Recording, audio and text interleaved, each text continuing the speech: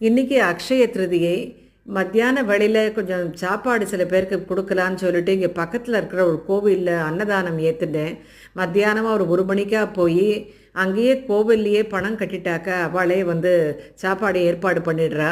இன்றைக்கி சாம்பார் சாதம் தயிர் சாதம்னு ஒரு நாலு நாலு பேருக்கு நான் என் கையால் போட்டுட்டு அதுக்கப்புறம் அவளே கொடுக்க விட்டுட்டேன்.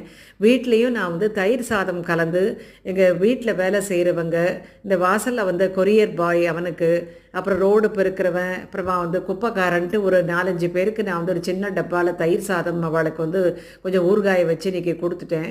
அதுவும் வெய்ய வேளையில் தயிர் சாதம் சாப்பிட்றது அவளே ரொம்ப விரும்பி வாங்கிண்டா.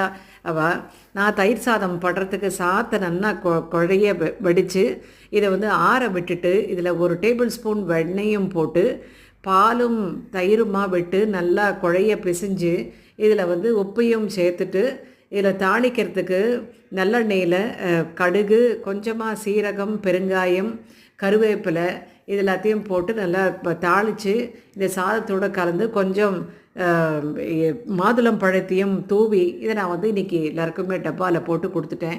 என் கையால் பண்ணி கொடுத்தது எனக்கு கொஞ்சம் திருப்தியாக இருந்தது. அவளும் விரும்பி இந்த வெய்ய வேளைக்கு சாப்பிட்டா.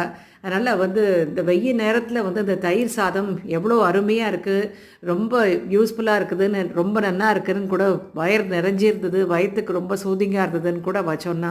இது கேட்குறதுக்கே ரொம்ப சந்தோஷமாக இருக்குது. ஸோ அது மாதிரி எல்லா கூடுமான மட்டும் எல்லா அக்ஷய திருதியை அன்றைக்கும் நான் தயிர் சாதம் என் கையால் பண்ணி ஒரு 4-5 பேருக்கு கொடுப்பேன், அன்னதானம் பண்ணுறதை தவிர. இன்றைக்கி இது ஒரு மன நிறைவான ஒரு விஷயமா இருந்தது.